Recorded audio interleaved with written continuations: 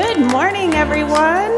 Thank you so much for joining us at the Center for Creativity this morning. I know there's a lot going on in town. It's a beautiful morning, so we're really happy that you chose to spend it with us. My name is Anina Collier. I'm the Dean of the Center for Creativity. This is going to be a fabulous workshop. I'm really excited for you. If you're watching on the live stream, welcome. We're really glad you're here too.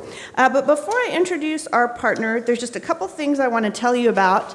One is that we have a free concert coming up in October with a musician named Rory Hoffman. He is a session musician in Nashville who can play almost any instrument you've ever heard of, plus a few that he's invented. He's also completely blind. This is part of our programming with our art exhibit, Please Touch the Art, which has a special focus on artists and visitors who are blind or visually impaired. This is going to be an amazing evening. He's going to perform, talk, demonstrate. He's an amazing presenter. And so we'd love to see you come back for this one in October. We have flyers on the way out. No registration is required. We'd love to see you back for that. And then I just want to very, very quickly tell you about our Tulsa Achieve Scholarship Program. I know many of you are very familiar with this, but what this is 2 years of free college for anyone who graduates a Tulsa County high school, public, private, or homeschool. As long as they come straight into college and only have a 2.0 GPA, they get 2 years of free college. It's an amazing opportunity that most people in the United States don't have. And so if you have a young person in your life, I would love for you to grab one of these postcards on the way out and just get it on their radar. We would love to make sure every young person in Tulsa knows about this opportunity. I should also say, you don't have to come to college full time. As long as you start with one class, you're in the program. Yeah, somebody's like, what? Yeah, it's a really great deal. So that is enough from me for now. I am so excited to introduce our partner, Tulsa Garden Center at Woodward Park. I'm sure you're all familiar with the beautiful park, but there's so many programming and opportunities that you might not be as familiar with, and they'll fill you in on those as well. Our presenters are Kate, Andy, and Brianna. Please welcome Tulsa Garden Center at Woodward Park. Good morning. How's everybody doing? It's a beautiful morning. Like she said, my name's Andy Fusco. I'm the Director of Horticulture for Tulsa Garden Center.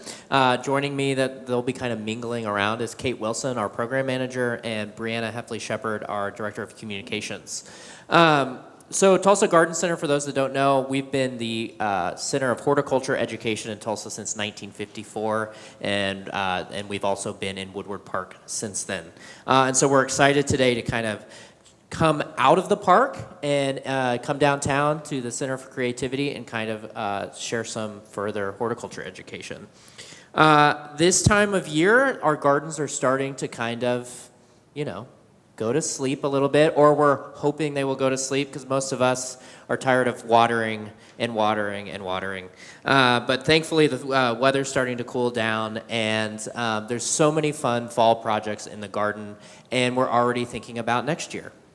What do we want to do next year? Plant more seeds. And so I thought it'd be a great topic today to kind of give some tips and tricks on how you can collect seed from your own garden and save those appropriately and in the best way possible so that you can continue to have those plants flourish in your garden.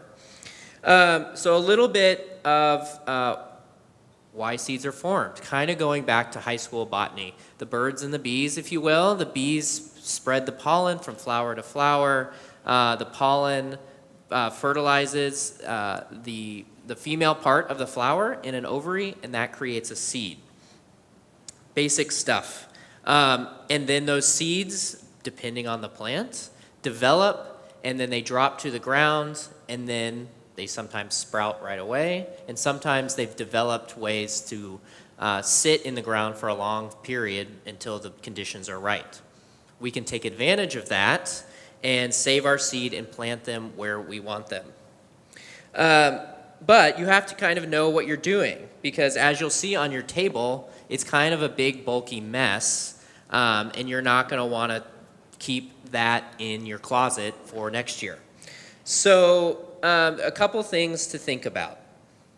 First of all, every plant is different, so I can't give you 100% rules of thumb that you can take and apply to every plant. We have annuals, So things like sunflowers, your tomatoes are annuals, and those are things that are going to sprout from seed, produce a flower, make a seed, and die. So they complete their whole life cycle in one season. You have perennials that come back year after year, and they're going to produce seed once they're mature year after year. And then we have what almost the kind of third one, biennial, which means they're kind of like an annual, but they take 2 seasons to grow. So things like hollyhocks, if you're familiar with those flowers, the first year they're going to just come up and put on leaves. That's all they're going to do. In the second year, they're going to shoot up a flower, produce seed, and die. So knowing a little bit about what you're trying to collect is going to help you in the collection process. Most seeds, they're going to shrivel, turn brown, and kind of look what you like you have on your table when you're ready to collect them. But there's that Goldilocks zone. So like this example I have here, this is a honey vine plant. You're probably familiar with it. It's a weed that kind of grows up along your fence lines and stuff. And they produce a really fragrant white flower, and then they'll produce this seed pod. I picked these out of my yard the other day, but as you can tell, they're still green. So if I cut open, it's still really fleshy, and I bet we could find... So there's some seeds in here, but I would almost guarantee that if you saved those and planted them, they're not going to plant. Because this is in the milkweed family, and oftentimes milkweeds, you've got to wait until the pods are just about to split open. But if you wait too long, they split open and they have these fine hairs that the wind catches and blows them all over. So on the opposite end of the spectrum is these sunflowers. These are just a wild sunflower head that come up on my fence line every year. They're beautiful. But as you can see,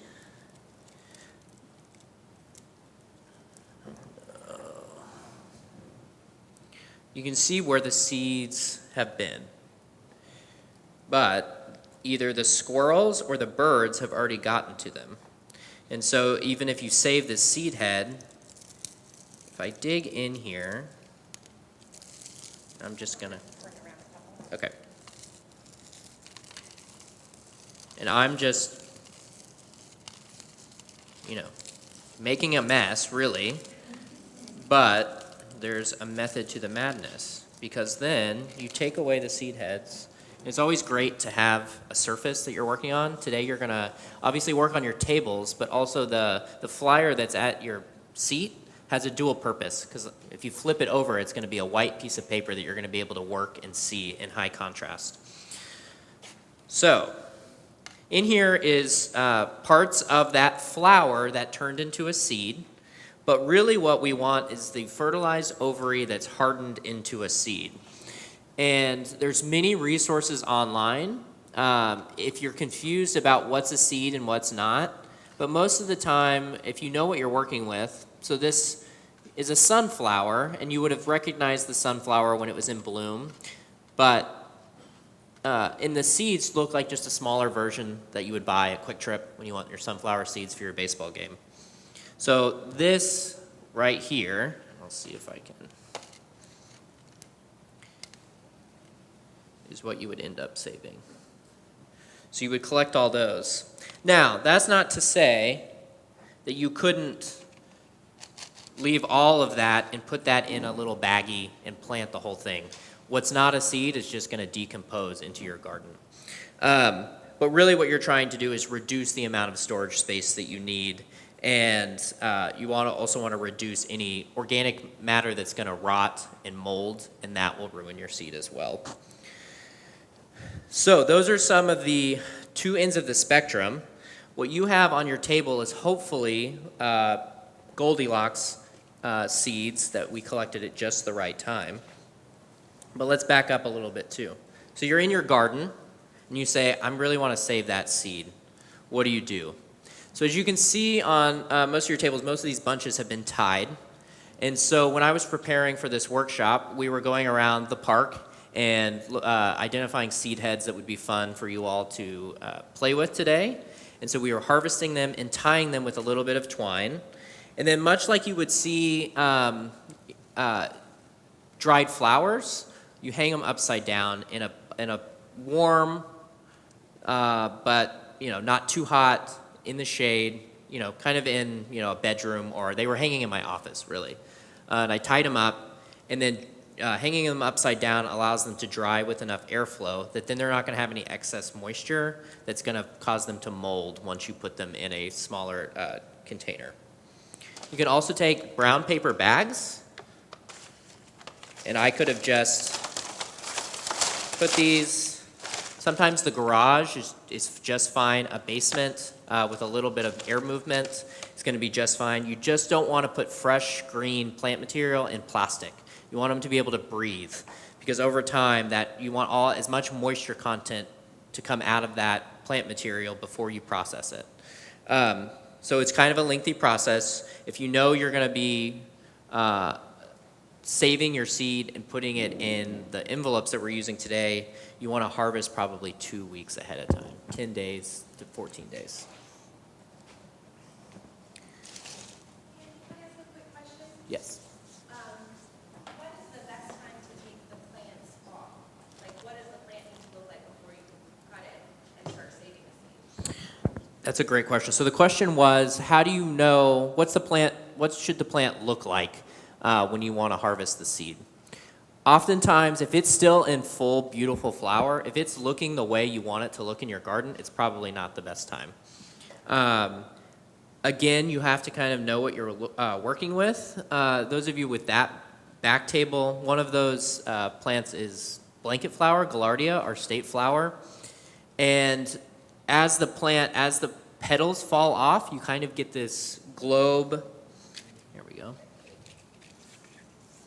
So you can see this is the same flower in 3 different stages. So this is almost there, but it's still got petals on it. So I probably would have wanted to leave that a little longer. This is probably okay to harvest because it's really dry. And as you can see, I've got tiny, tiny seeds there. And this is probably most ideal.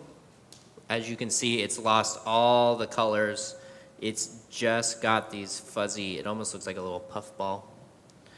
And so normally, when the flowers have dried up and start to turn brown on the plant, that's when it's time to harvest. On this example, let's see another one. On these giant coneflowers that are up front, these guys, all the petals have turned off and the stalks are actually starting to turn brown on the plant. So it starts to be like, I should probably cut that off just for the cleanliness of the garden.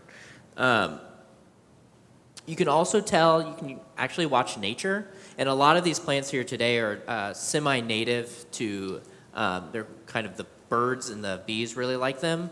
When the bees stop getting on your plants and the birds start picking at them, it's probably time to harvest your seed. Because the birds know just as best as any of us when those seeds are ripe and full of the protein source that they like.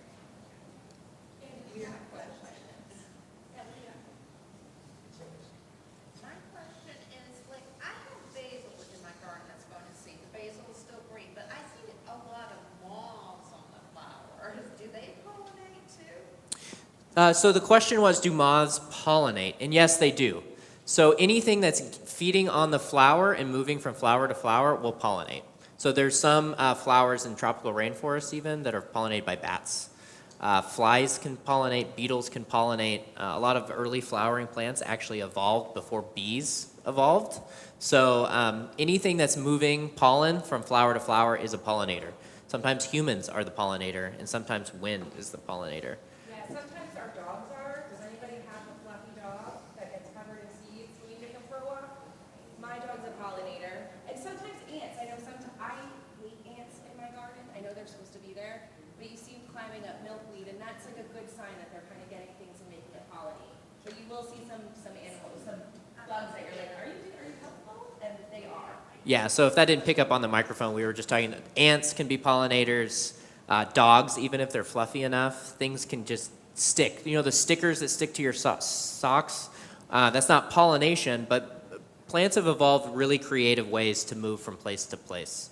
We had a second question? On the sunflower seeds, so like, this has like an opening at the end of it, so is that gonna be a good seed to keep? And these ones have like little holes in them.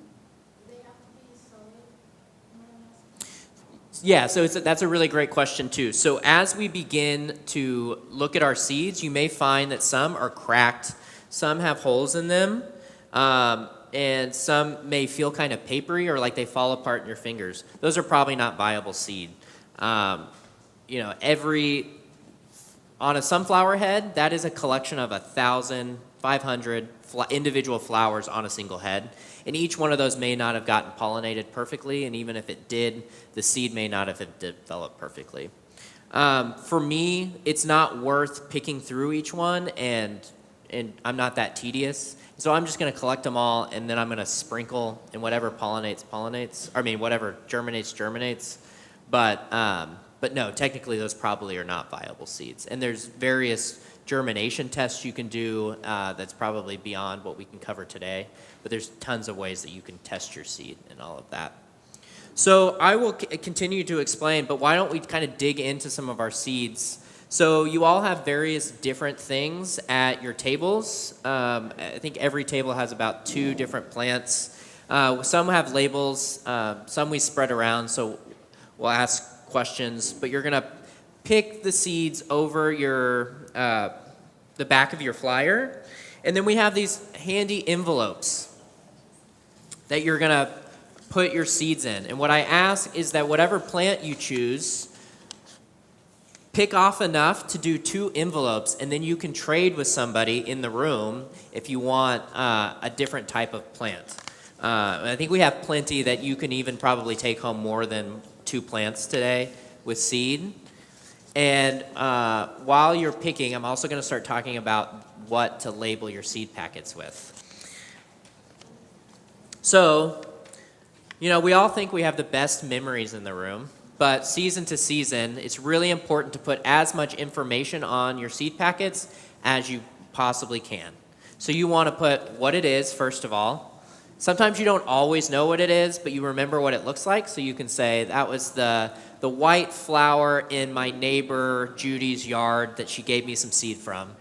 And next year when it blooms, I'm going to try to identify it. But as kind of a cheat sheet, you also have a seed packet on your table, a formal seed packet. This is our wildflower mix that we produce as Tulsa Garden Center. And it's going to give you the kind of a cheat sheet of what information you may want to put on your seed packets. So if you look at the back, it's got a list of species. It's got not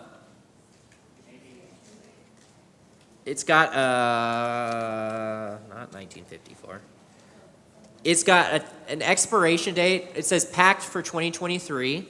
As we know, seeds can last for much longer. And it says a plant by date. For our purposes, what I would do is put fall 2024. You could put September 2024. If you know the exact date that you harvested it, you could put that. Put what it is, where you got it, and that's usually probably enough for your purposes next year. Once you get enough seed in your packet, you're going to seal it up.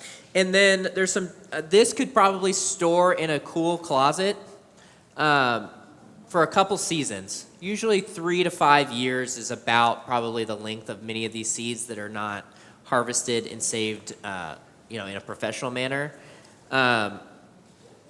But you can also extend this once you get enough packets and you're sure that they've dried out enough. You can then put packets like these in plastic in a refrigerator. We have a couple questions. Let's start back here. Andy, when you say get enough seed and then put it in your packet, what is enough seed? Are you talking 1 seed? Are you talking a tablespoon? So That's a great question. So how much seed is enough seed for a packet?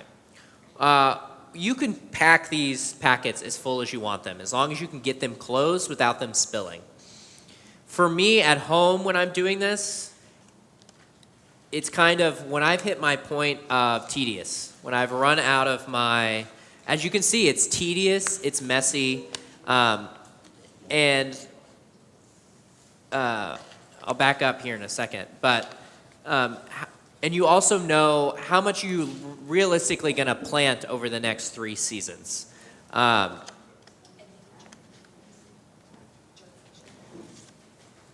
We also are not sure what our germination rates are going to be. So seed. Germination rates, Andy, means what's going to actually start sprouting. So when you plant it, what's actually going to come up? You might plant 50 seeds, but only get 5 plants. Yeah, so a packet of seeds that you buy, we're talking germination rates here. I was going to explain that a little more. A packet of seeds you buy from a professional source like a Johnny's or Burpees, legally they're regulated by the FDA to have certain levels of germination rate. So you're going to have a germination rate of anywhere between 80 and 90%. When we're collecting out of our own gardens, the process isn't perfect. That's what's kind of beautiful about it. But you may get a 50% germination rate, or you may have harvested your plants a little too early or a little too late. And so you may want to collect more than you'll ever plant. But you also want to keep in mind that you have limited space in your closets and whatnot. So feel free to pack these packets as full as possible. You just don't want to mix multiple species in one packet, because then you're not going to be able to tell what next spring what's what. Yes, sir. You don't need to freeze them or nothing like that. So the question was, do you need to freeze them, or would that help? So typically, no, you don't want to freeze seeds that you're storing. You want to keep them in a normal temperature regulated refrigerator.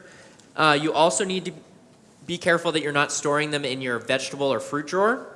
A lot of times fruits like apples and bananas give off certain gases that speed up the biological processes. You know, if you've ever heard, storing apples near other fruits will make them ripen faster. Same thing can happen to your seeds. So if you really get serious about seed saving, you may want a whole separate refrigerator for your seeds, like a dorm room refrigerator. That can be really helpful, and then you're not worried about, you're not going in and out of there all day, and so your temperature regulation is better. The only time you would freeze seed is if you had if you had researched this seed and it required a certain type of what we call stratification, which means it needs a certain level of cold freeze period to germinate. And you would do that once you're ready to plant. Yes, ma'am. Can you explain native and non-native? Oh, the question was native versus non-native, and I love this question. It's much broader than we could ever cover in 45 minutes.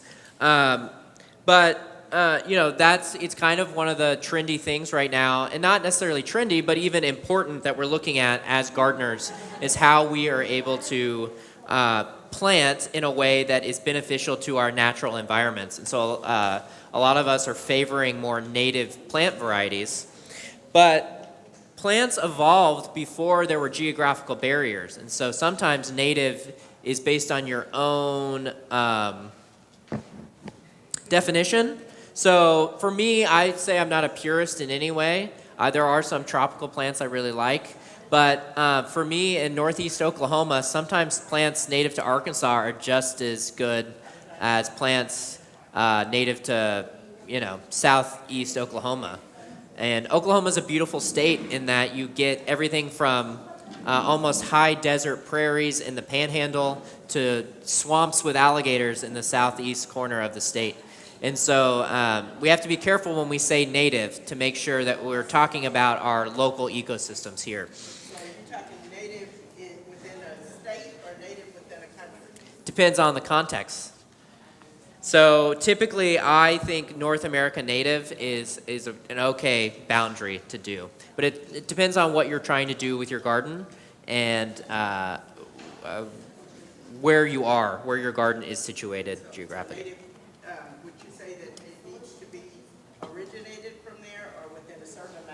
years does it become native?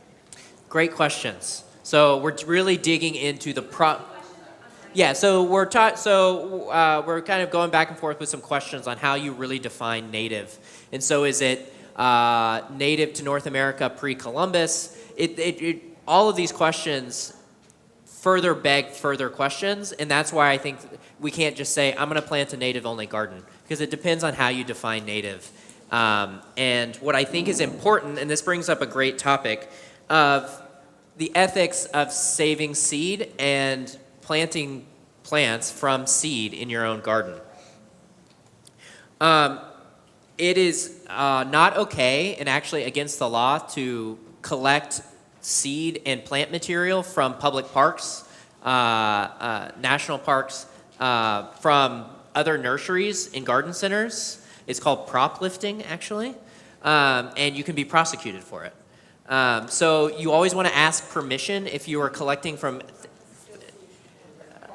So you always want to ask permission, and sometimes if we're planting things and you want some seed, just find a staff member at Woodward Park, and oftentimes we'll let you take a little bit home, depending on what it is. But you also, wouldn't want to be on an overseas trip in Southeast Asia, collect some seed, and then just, try it in your backyard. We never know where the next invasive plants are coming from. Let's see.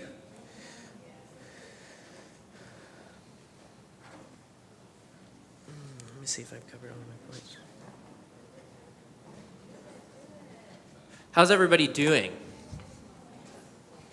Take a little walk. So, Andy, can you tell us about some of the plants on the flowers?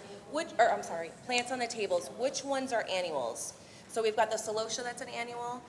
Yeah, so zinnias are annuals. The celosia is an annual, which is the ones that's on a few tables, the pink. The basil's a really nice one. That's an annual for your garden. And a lot of times these ones that we have on the table that have lots of seed, you don't even have to save the seed for them to come back year after year, because they drop so many seeds prolifically that you don't even have to save. Other things like this vitex on this table is a large shrub. So it has tons and tons and tons and tons of seeds. Borrow that, Tasha, thank you. So you could probably get 1,000 plants just from what I brought today. But given that this shrub probably maxes out at 15 by 10 feet, you wouldn't want to plant every seed that you have. And because it produces so many seeds, it kind of comes up in your garden as well. So that's a perennial. The Gaillardia will come back year after year, the blanket flower, but it's more planted like an annual.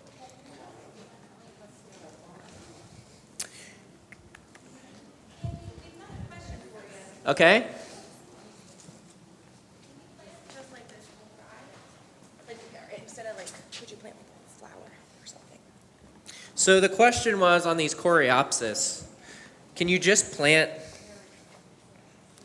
Because we're lazy, Andy. Yeah, of course. Yeah. Our fingers were hurting a little bit, and we got a little tired, and we're like, can we just take this whole bundle and put it in the dirt? So let's look at this. So we've got this tiny flower head. Coreopsis are in the aster family, so the sunflower family, and the main thing on that family of plants is that their flowers are actually made up of 100 different flowers on a single flower head, like a sunflower. But on this one, these flowers are only the size of probably a quarter. So as you can see, as I'm just kind of rubbing this between my fingers,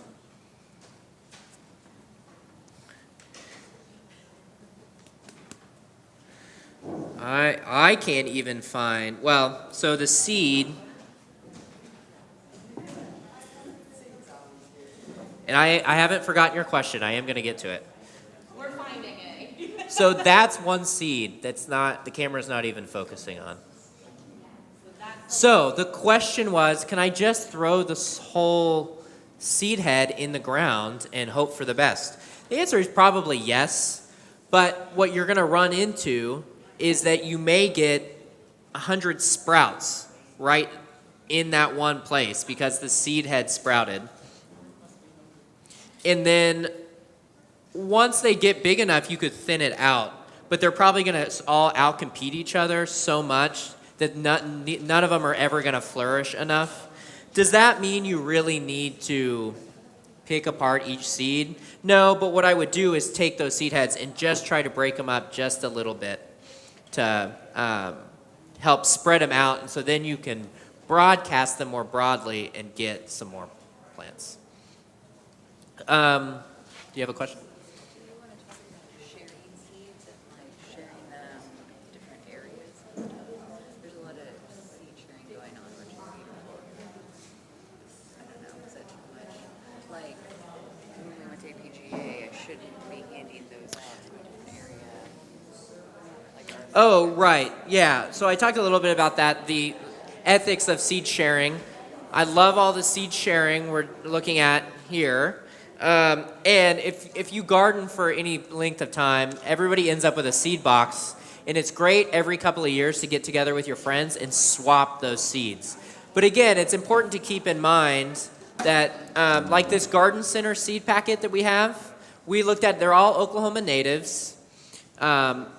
And they're appropriate for other areas of the country. But as I go around the country at different conferences and stuff, I decide, depending on where I'm going, whether or not to bring these with me to pass out as, propagating Tulsa Garden Center around the country.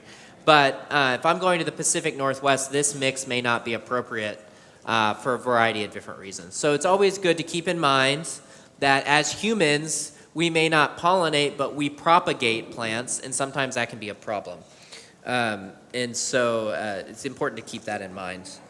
The other thing to keep in mind is that some of the varieties that you get of flowers at big box stores or just even at a local nursery like Southwood, sometimes they're hybrids, and some things are developed to be sterile. So just because you save a seed and you pick it perfectly and all of that, sometimes you just won't get things because they've been bred in a certain way to be sterile. And or things like zinnias, you may get a beautiful purple zinnia and you're like, I'm going to save seed from that one so I can get that purple year after year. Well, the bee that pollinated that purple zinnia may have come from a white zinnia and a red zinnia, and all of those traits are crossing, just like humans, just like animals, and you're going to get a mixture of that. So you can't always expect to get the same things over and over. Seed saving is really a science project for you guys. You really get to play in your garden, kind of figure out what's happening.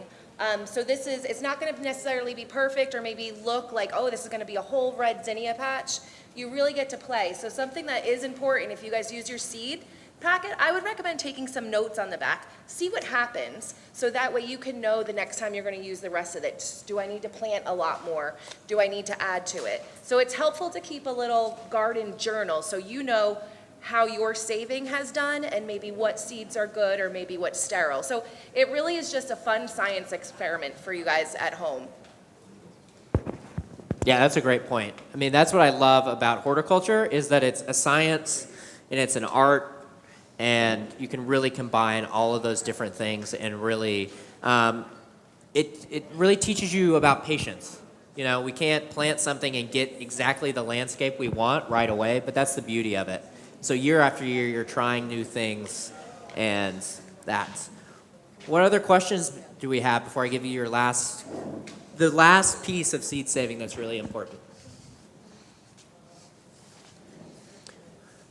So what's the most obvious thing we see in the room today about seed saving? What was that? Time consuming, yes, that's a good one. There's Our one. fingers hurt. Well, that's true. It's very, very messy. And so it's important to keep that in mind. Don't get overly ambitious. This is a great project for outdoors, but not on a windy day either, of course. So as we wrap up, please help us. We have another group coming in here at 11, and it wouldn't be a seed saving experience without a little cleanup. So you've got trash bags at your tables. So help us take as much of this as you want, but if you wouldn't mind, help us clean up as well as you work through projects. Yes, and feel free to get up and walk around and meet some of your fellow participants to get some different types of seed.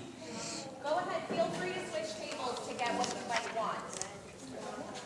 I'm also going to point out, so the front side of your sheet that you use to work has all of our wonderful upcoming events that we have going on at Tulsa Garden Center this fall. It's a beautiful time to come out to the park. If you're interested in learning more for your garden, we're doing a fall series. Next week, we'll be talking about plant propagation. But we also have some fun artsy stuff. And for some of you more advanced, we've got a bonsai workshop coming up. So take a look. We've got more information on our website. We'd love to answer questions.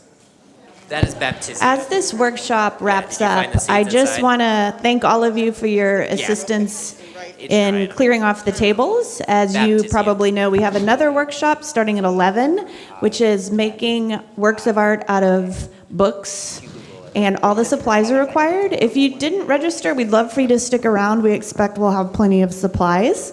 So thank you for your help as we turn the room over. And I also want to give another huge thank you to Andy and Tulsa Garden Center at Woodward Park. This has been a really fun and creative workshop. Thank you all so much.